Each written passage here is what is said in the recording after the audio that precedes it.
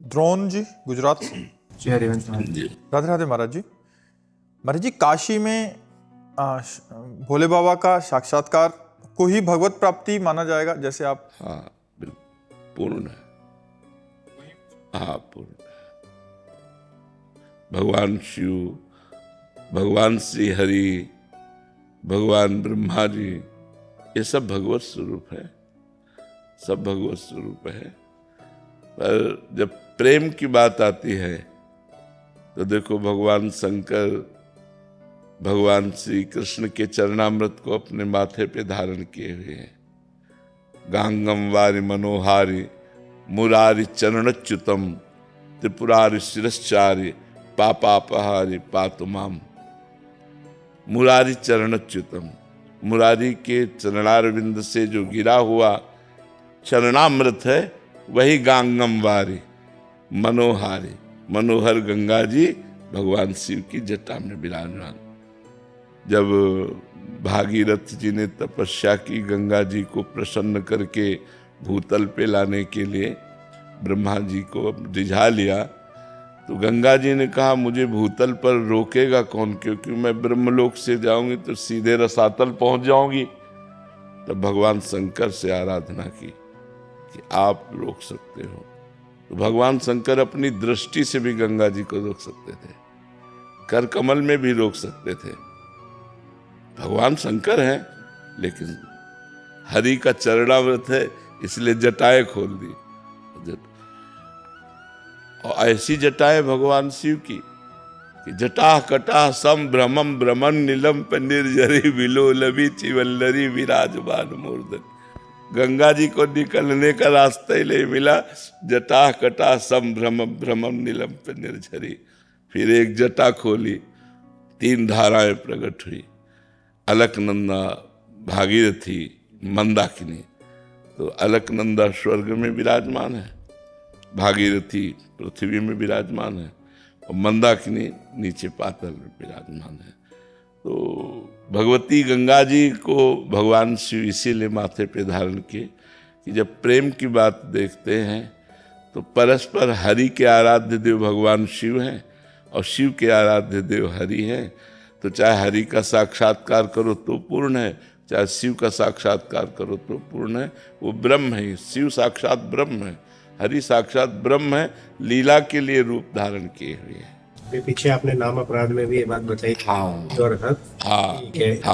हाँ बिल्कुल नहीं, इनमें भेद नहीं, हरि और शिव में भेद नहीं करना। भेद करने से नामापराध लगता है। और खास बात आपको बता दें कि भगवान की भक्ति, विशुद्ध जिसे भक्ति कहते हैं, वो तभी प्राप्त होती है जब शिव आराधना होती है। अयोध्या वासियों को भगवान श्री राम ने एकत्रित करके बैठाला और कहा, औरो एक गुपुत मत सबई कहां कर जोरी, शंकर भजन बिना नर भगत न पावे मोरी। स्पष्ट वर्णन किया कि औरो एक गुपुत मत सबई कहां कर जोरी। अयोध्यानाथ है, लेकिन कैसे दैन्यता से कह रहे हैं कि मैं हृदय की गुप्त बात कहता हूं, शंकर भजन बिना नर भगत न पावे मोर। बिना भगवान शिव की आराधना के हरि की भक्ति प्राप्त नहीं की जा सकती। शिव द्रोही मम दास कहावा, सो नर मोहि सपने नहीं भावा। भगवान कहते हैं भगवान शंकर से द्रोह करे और मेरा दास कहलाए, वो मुझे स्वप्न में भी अच्छा नहीं लगता। ऐसा भगवान। महाराज जी, काशी में भगवत प्राप्ति हुई और वृंदावन में हुई, उसमें अंतर क्या है? काशी में भगवत प्राप्ति हुई भोजन, और वृंदावन में भगवत प्राप्ति हुई पानी। भोजन के बाद प्यास लगती है ना, उसकी पूर्ति हो गई। काशी में भगवत प्राप्ति के बाद जो प्रेम की पिपासा है, जैसे अभी जो प्रेम की बात कही कि तन मन के बिछड़े नहीं चाह बड़े दिन है, जो पिपासा है उसकी पूर्ति वृंदावन में हुई।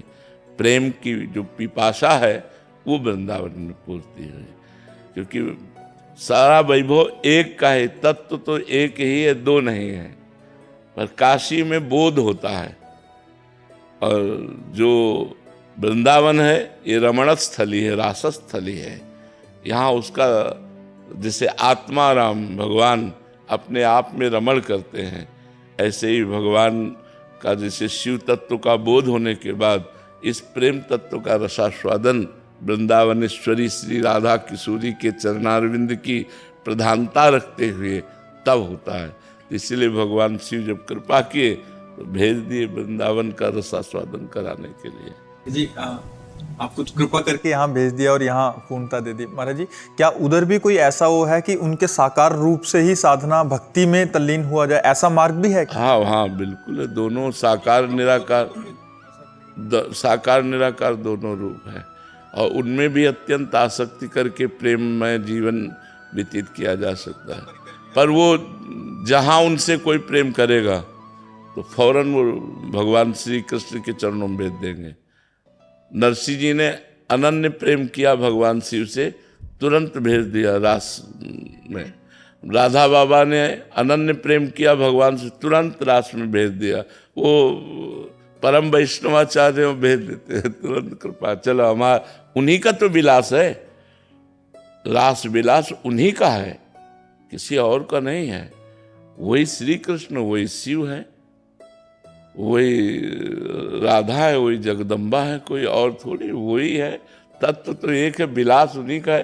तो जब उनसे प्रेम करो तो अपने प्रेम विलास में भेज देते हैं, और अगर मोक्ष प्राप्त करना चाहते हो तो उनका निराकार स्वरूप है, आत्मस्वरूप, आत्मा का बोध प्राप्त करके मुक्त हो जाए। महाराज जी, जो महापुरुष जन वहाँ से यहाँ ट्रांसफर हो जाते हैं, भक्ति में उनका चित्त लग जाता है, और जैसे आपने कहा कि उनकी कृपा से ही यहाँ हो जाते हैं, तो महाराज जी उनको अपूर्णता तो नहीं लगती कि वो वहाँ वो उनकी कमी या उनकी याद या वही पूर्ण लग जाता है कि यही वही है, वही यही है? अब कोई समझ पावे कि न समझ पावे, भगवान शिव से कितना प्रेम है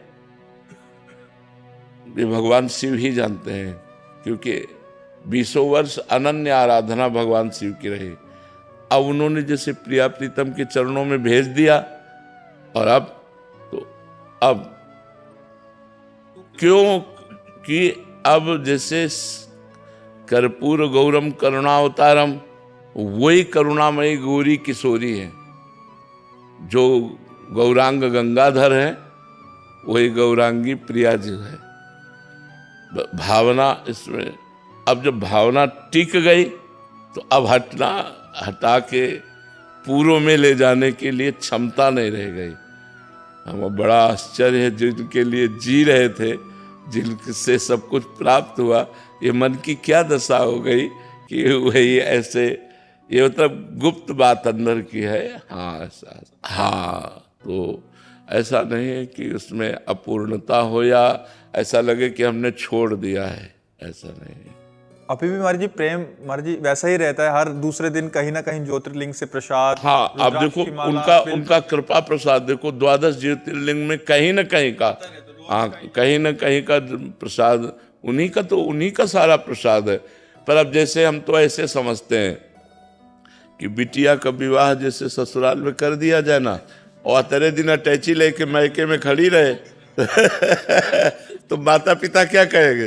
ले, तो उनको बुरा लगेगा कि यार मतलब जब आओ तो पति के साथ आओ, और कभी कभी आओ नहीं अपनी पति की सेवा में रहो, तुम्हारे तेरे दिन अटैची लिए हमारे पास खड़ी रहोगे। तो ऐसे ही समझो भगवान शिव ने हमको राधा वल्लभ जी के चरणों में दे दिया, तो अब पूर्ण चित्त राधा वल्लभ जी, यही शिव जी की इच्छा है कि पूर्ण चित्त राधा वल्लभ जी के चरणों में दो, हमारा काम हो गया, आप आगे बढ़ो, ऐसा है। अतुल जी बेंगलोर से। राधे राधे महाराज जी। महाराज जी, संसारिक जीवन में रहते हुए मन की सच्ची शांति कैसे मिले? भजन के बिना शांति, त्याग के बिना शांति, ज्ञान के बिना शांति असंभव है। यदि ज्ञान हो जाए तो ज्ञानम लब्ध्वा पराम शांति, यदि भोगों का त्याग कर दिया जाए तो त्यागात् शांतिरनंतरम, और यदि श्रद्धा से भजा जाए तो प्रथम हृदय श्रद्धा जो करे तो उसको शांति।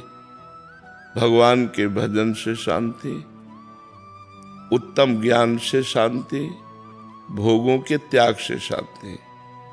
अब 3 बातों में तुम चयन करो, कैसे शांति प्राप्त करना चाहते हो। न रुपये में शांति है, न अच्छे मकान में शांति है, न रिश्ते नातों में शांति है, न किसी पद प्रतिष्ठा में शांति है। कहीं शांति है भगवान के नाम जप में है, या विशुद्ध ज्ञान प्राप्त हो जाए तो है, या भोगों से पूर्ण त्याग हो जाए तो त्यागात् शांति अनंतरम, भोगों के त्याग से शांति का प्रादुर्भाव हो जाता है। क्योंकि संसार में जितने भोग भोगे जाते हैं सब दुख योनया है, दुख प्रदान, परिणाम में दुख प्रदान करने वाले हैं। प्रारंभ में सुखद लगते हैं, तो यदि प्रारंभ में सुखद लगते हैं परिणाम में इनका विष है। यदि तज्ञे अमृतोपमम परिणामे विस्मयु तत्सुखम राजसम स्मृतम। ये रजोगुणी बार बार जन्म मरण के चक्र में फंसाने वाले भोग हैं, इनमें शांति कहाँ है। इसलिए नाम जप करो और धर्ममय जीवन व्यतीत करो। जो धर्ममय जीवन व्यतीत करता है, भगवान का नाम जप करता है, परोपकार करता है, उसका हृदय शांत हो जाता है, उसका जीवन शांतिमय हो जाता है। तो शांति चाहिए तो शांति के मार्ग में चलना पड़ेगा। अब अशांति के मार्ग में चलकर शांति प्राप्त करना तो बड़ा कठिन है, इसलिए नाम जप करो। सुयश गुप्ता जी कानपुर से। राधे राधे महाराज। राधे राधे महाराज जी। महाराज जी, रामचरितमानस में लिखा है कि होई है सोई जो राम रचि राखा, और भगवान विधाता की इच्छा विरुद्ध एवं भाग्य से ज्यादा नहीं होता। ऐसे में आत्मा अपने कर्मों की स्वयं उत्तरदायी कैसे है महाराज जी? ऐसे में भगवत प्राप्ति एवं मोक्ष कैसे संभव? क्यों उसको उल्टा सीधा क्यों जोड़ रहे हो? करी देखा बहु जतन जब लहे न दक्ष कुमारी। समझ रहे हो ना? जब बहुत प्रकार से प्रयास करके भगवान शिव ने देख लिया कि इनकी जो मानसिक स्थिति है वो संशय से विलग नहीं हो रही। बताया मुनि धीर जोगी सिद्ध संतत विमल मन जे ध्यावहीं। बड़े बड़े मुनि धीर जोगी विमल मन से जिनका ध्यान, वो राम है, लेकिन उनको बार बार संशय हो रहा है। अगर राम है तो हे खग हे मृग हे मधुकर श्रेणी, ऐसा क्यों पूछ रहे हैं? अगर ऐसा पूछ रहे हैं, राजकुमार हैं, तो भगवान जय सच्चिदानंद परम धाम कह के क्यों प्रणाम कर रहे हैं? बहुत बार भगवान शिव ने समझा करके देखा, जब नहीं समझ में आया तब कहा जाओ तुम्हारे मन जो अति संदेहु तो किन जाई परीक्षा लेहु। जाओ, तो अगर तुम्हारे मन में बहुत संदेह हो रहा है, प्रयास देख लो। ऐसा नहीं कि होए से जो सोई जो राम रचि राखा करके ऐसे नहीं, प्रयास किया, बहुत प्रयास किया। जब प्रयास असफल रहा तब कहा होई ही सोई जो राम रचि राखा, को करी तर्क बढ़ावे शाखा। अस कही, फिर भी ऐसे नहीं बैठे रहे, अस कही जपन लगे हरि नामा, सती गई जहां प्रभु सुख धामा। बात समझ लेना आप। अगर आप एक चौपाई के प्रसंग को तोड़कर कहीं से जोड़ेंगे, ऐसे काट के नहीं, प्रसंग में क्या बोला जा रहा है उसको समझिए। यहाँ होई सोई जो राम रचि राखा तब बोले जब पूरा प्रयास करके देख लिया और सती जी का संशय नहीं गया, तब कहा जाओ तुम परीक्षा लो, अब वही होगा जो भगवान ने रच रखा है। समझ पा रहे ना? मनुष्य जीवन प्रारब्ध के अधीन नहीं है, प्रारब्ध के अधीन सुख और दुख है। मनुष्य जीवन क्रियमाण करके पुरुषार्थ के द्वारा नए प्रारब्ध की रचना के लिए है, नए भाग्य की रचना के लिए, तभी वो मोक्ष या प्रेम या भगवत साक्षात्कार प्राप्त कर पाता है। ऐसा थोड़ी है कि हमारे जो भाग्य में लिख दिया गया है बस उतना ही होगा, इसके आगे कुछ नहीं होगा। कैसी बात करते हो? फिर मनुष्य जीवन की दुर्लभता क्या रही? दुर्लभो मानुषो देहो, फिर इसकी दुर्लभता क्या रही? वो केवल प्रारब्ध भोग भोग सकता है, हम नए प्रारब्ध की रचना करेंगे, हम नए भाग्य की रचना कर सकते हैं। ये हमारे मनुष्य शरीर की दुर्लभता है। बात समझ में आ रही है ना बच्चा? अब इधर की बात इधर जोड़ करके दोनों को तो फिर वो नहीं बन पाए। प्रसंग से प्रसंग, बुद्धिमान आदमी वही है जो प्रसंग से प्रसंग को जोड़े, तब उत्तम उसका अर्थ निकल पाएगा। नहीं तो फिर गड़बड़ हो जाएगा ना। एक जगह कुछ कहा जा रहा है, एक जगह कुछ कहा जा रहा है, तो किस जगह क्या कहा जा रहा है ये बात समझनी होगी। कि भगवान ने जो भाग्य में लिखा है, यदि उससे ज्यादा अगर समय से पहले भाग्य से ज्यादा किसी को नहीं मिलता, और ये भी कहा जाता है कि कर्म से ही भाग्य बनता है, कर्म से भाग्य बदला जा सकता है, तो फिर भाग्य अगर कर्म के द्वारा बदला जा सकता है तो फिर भाग्य की महत्वता कहाँ पे रहेगी? क्योंकि यदि भाग्य क्या है आप समझते हो? हमारे किए हुए पूर्व कर्म, हमारे किए हुए पूर्व कर्म का ही तो भाग्य कहते हैं। अब हमारा पूर्व कर्म है 100 ग्राम और हमारा नवीन कर्म हो गया 500 ग्राम, तो दबा के उसको रद्द करके नया निर्माण कर देगा। अब हमारा नवीन कर्म है 5 ग्राम और पूर्व कर्म है 100 ग्राम, मिटिया मेट कर देगा तुम्हें। ऐसे कर्म ही का तो है ना, प्रारब्ध कोई देवता थोड़ी है, कर्म ही तो है ना हमारा। शुभ और अशुभ दोनों कर्म मिला करके शरीर की रचना होती है, जिससे सुख और दुख का परिणाम पूरे जीवन प्राप्त होता रहता है, उसे प्रारब्ध कहते हैं। हम ऐसा भजन करें डट के, ऐसी आराधना करें, ऐसा तपस्या करें कि हम भगवान को रिझा लें, प्रारब्ध रद्दी कागज की तरह नष्ट हो जाएगा और भगवान की प्राप्ति हो जाएगी। समझ रहे ना? अगर भजन तप है तो अगर प्रारब्ध जोरदार है तो तुम्हें नष्ट कर देगा, और भजन जोरदार है तो प्रारब्ध को नष्ट कर देगा। दोनों का खेल बराबर नहीं हो सकता। नवीन क्रियमाण बहुत पावरफुल है, पुरुषार्थ बहुत पावरफुल है, पर पावरफुल पुरुषार्थ करे तो आप पियोगे, शराब खाओगे, मांस करोगे, व्यभिचार, गंदे आदतें, तो तुम्हारा प्रारब्ध नाश तो कर ही देगा, क्योंकि पुरुषार्थ कुछ है ही नहीं तुम्हारे पास। अब तपस्या, व्रत, नियम, तीर्थयाटन, परोपकार, नाम जप, अभी आपका आनंदमय जीवन हो जाए, अभी आनंदमय जीवन हो जाए। समझ रहे ना बच्चा? पारुल जी, राधे राधे महाराज जी।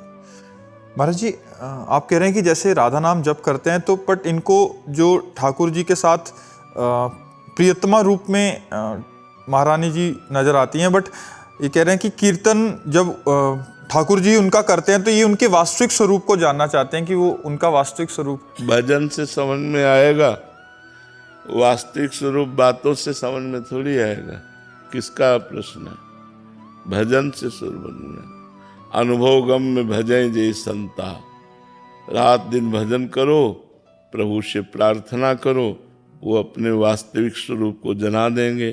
क्योंकि जितना जाने तुम्हारी बुद्धि के अनुसार जाने, समुद्र की कोई था ले पाएगा क्या? तो भगवान ज्ञान समुद्र है, प्रेम समुद्र है, रूप समुद्र है, वैराग्य समुद्र है, ऐश्वर्य समुद्र है।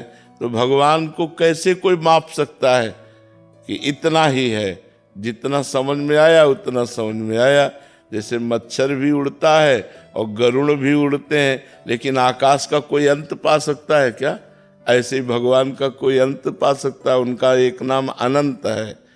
तो जो प्रिया प्रीतम का प्रेम रूप है वो भजन से समझ में आएगा। किसी रसिक महापुरुष की शरण होकर खूब नाम जप करो, वही प्रिया प्रीतम अपने स्वरूप का अनुभव करा दे। ये कोई वाणी का विषय नहीं है कि वो ऐसा है। जिसे वेद नेति नेति कहते हैं, उसे ये तुच्छ वाणी क्या वर्णन कर सकती है कि वो ऐसा है।